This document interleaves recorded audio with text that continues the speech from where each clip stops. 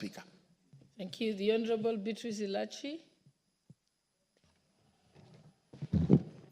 Thank you, Madam Speaker. I also rise to give thanks to the address of His Excellency the President, and to really say that this was one address that was able to give the country a new face and to tell the country that we are starting a new trajectory to see the country move from where we have been, Madam Speaker, to a better country where every Kenyan will start appreciating what is happening in government. Madam Speaker, as I say that, you realize the President analyzed all the pillars that need to be touched so that we move as a country.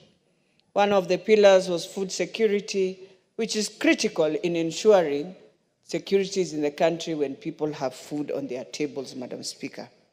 The other pillar was on universal health care, which he now calls it Taifa Care, which I think is a better name that we need to move. And I would tell you, Madam Speaker, for those who have now registered in SHA are starting to see how it works. And I want to tell every member of parliament here, it is our responsibility to ensure our people have registered so that we actualize Article 43. I want to call upon civil society. We've been fighting about health. We've been saying every day we must ensure the Maputo protocols and all the protocols we've agreed.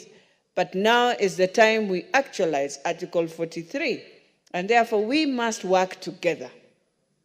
We must see where the problem is. Let us first register Kenyans, then we come and now face government to tell them, look, we've registered people and they are unable to indeed be treated. Then that is where we start the fight again. Madam Speaker, it is a time when we have to criticize, but criticize in positive to see things work for our country.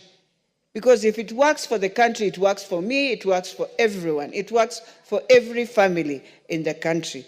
Madam Speaker, you realize the President also really talked about femicide. Madam Speaker, as we celebrate, as we start the campaigns of 16 days of activism, I know I lost a girl in a family that is very vulnerable in Dagoretti North.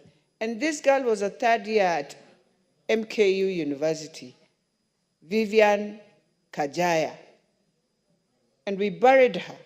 This girl was all the way, you imagine the mom is in Kawangware, your daughter is at the university at Mount Kenya University, but you find the body of your child in Nakuru.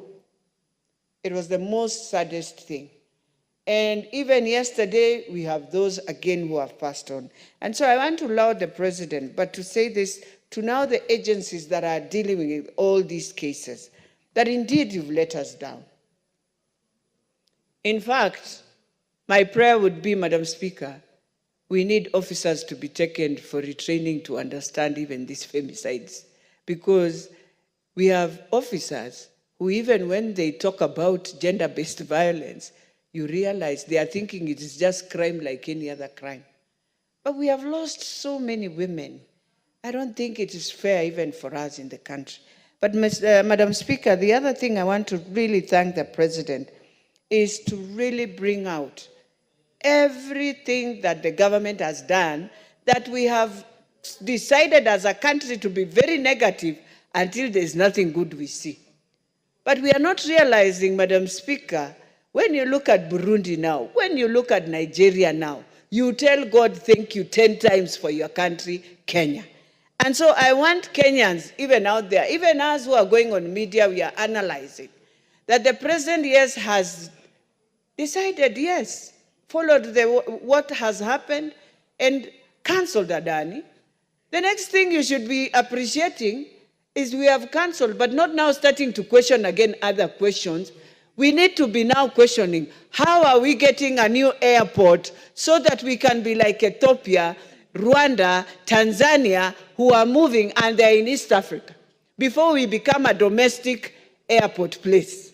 So with those few remarks, Madam Speaker, I just want to say it is important for us to thank God for what God has given us and appreciate we are better, we can do better, and Kenya is great. Thank you, Madam Speaker. The Honorable Soro, member for South Mukirango. Thank you very much, Honorable Speaker.